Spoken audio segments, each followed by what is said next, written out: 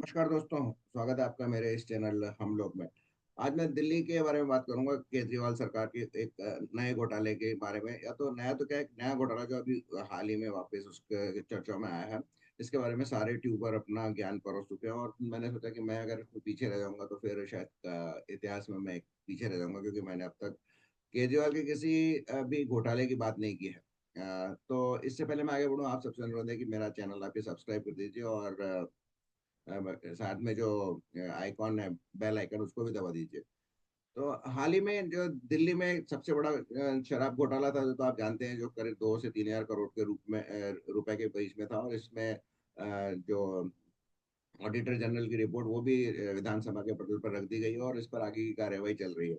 अब जो कल एक जो खबर आई है कि जो क्लासरूम घोटाला था दिल्ली में, जो केजरीवाल सरकार ने पिछले 10 साल में क्लासरूम्स बनाए स्कूलों में, विभिन्न स्कूलों में। कहते हैं कि करीब 12 हजार स्कूल में क्लासरूम बनाए और इनमें जो प्रति क्लासरूम की जो रेट्स हैं वो कम से कम 5 गुनी उससे ज्यादा एक्चुअल कॉस्ट से ज्यादा थी।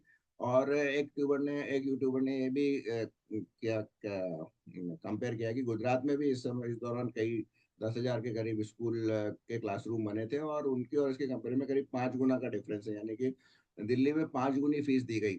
और इस पूरे घोटाले में सत्येंद्र जैन उस समय पीडब्ल्यूडी मिनिस्टर थे, जो कि रेस्पॉन्सिबल होते हैं किसी भी सिविल वर्क या कंस्ट्रक्शन स्ट्रक्चर वर्क कराने के लिए। और शिक्षा मंत्री थे प्रसिद्ध मनीष सिसोदिया। तो इन दोनों के खिलाफ एफआईआर दर्ज करने और केस चलाने, चार्जशीट पेश प्रस्तुत करने की अनुमति राष्ट्रपति ने दे दिया। ये शुरुआत इसकी हुई थी 2019 में, जब कपिल मिश्रा और हर्ष खुराना ने, जो कि भूतपूर्व मुख्यमंत्री मदन लाल खुराना के पुत्र हैं और वर्तमान में सांसद है, उन्होंने एक एलजी को शिकायत की थी कि क्लासरूम के बनने में घोटाला हुआ। और इस पर फिर vigilance department, anti corruption bureau आदि कईयों की जांच भी पूरी हो चुकी है।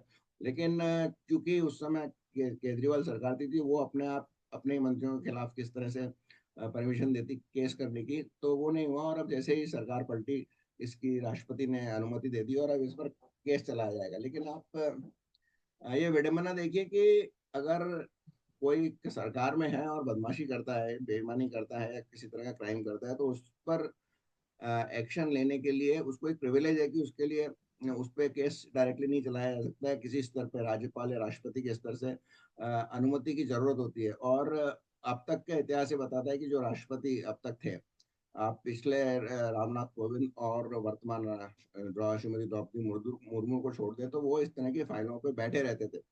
मर्सी पिटिशंस भी राष्ट्रपति के पास जाती थी और 15-15 20-20 साल तक उनके पास पेंडिंग रहती थी। और कुछ केसेस में तो ऐसा ही भी हुआ है कि जब जो पुरानी राष्ट्रपति प्रतिभा पाटिल थी, उन्होंने एक की मर्सी पिटीशन साइन की थी, उसको मर्सी दे दी थी, तब तक उस कैदी की मृत्यु भी हो चुकी थी। तो इस तरह ये भारतीय न्याय व्यवस्था की एक विडंबना कहिए या शॉर्टकमिंग्स कहिए या फिर कमी कहिए, है कि किसी पे केस चलने के बाद उसको सजा मिलते मिलते या तो वो बूढ़ा हो जाता है या फिर इस दुनिया से ही विदा हो जाता है।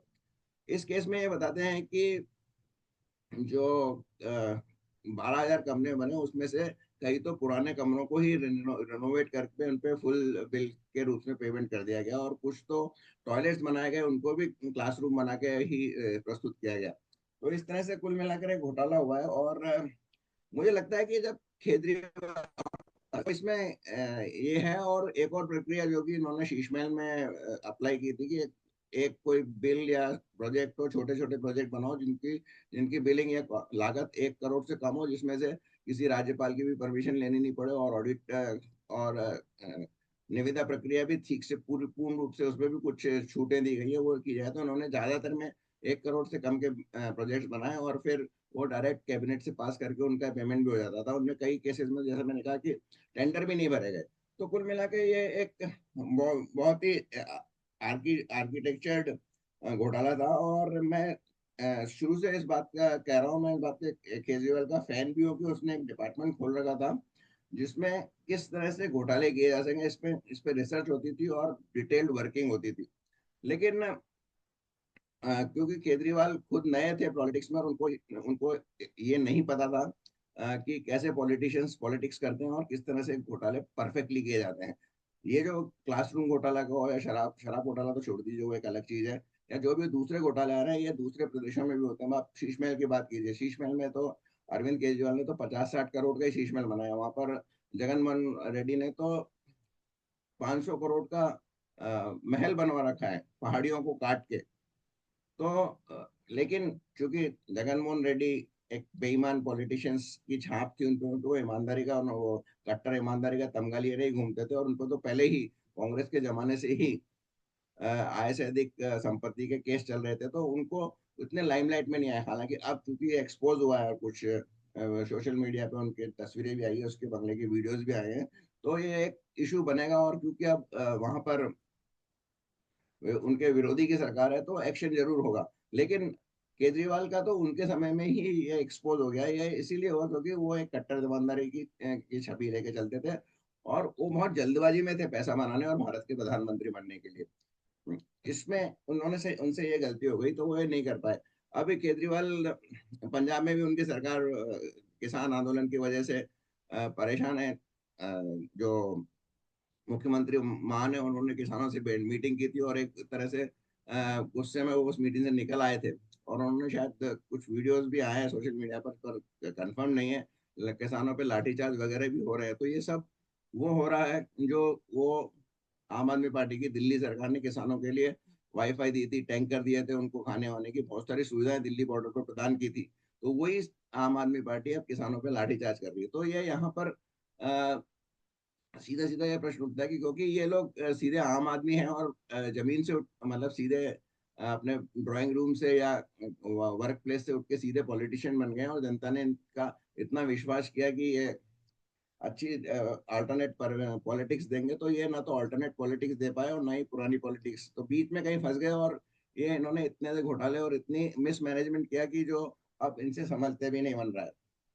तो ये कुल मिला के जो घोटाले करते हैं उसमें भी ये पकड़े जाते हैं, और मिसमैनेजमेंट भी में भी ये पकड़े जाते हैं। तो इस तरह से जो नया एक्सपेरिमेंट है वो लगभग फेल हो चुका है। और आप देखेंगे कि अ, इस दिल्ली सरकार और केंद्रीय सरकार, मोदी सरकार की टर्म खत्म होते होते ज्यादातर जो मनीष सिसोदिया, सत्येंद्र जैन, केजरीवाल आदि लोग जेल में होंगे।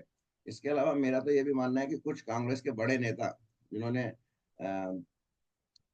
अमित शाह और नरेंद्र मोदी को परेशान किया था जब वे गुजरात गुजरात सरकार में थे, और जब यूपीए की सरकार थी, तो वो भी शायद जेल में ही देखे जाएंगे जल्दी ही।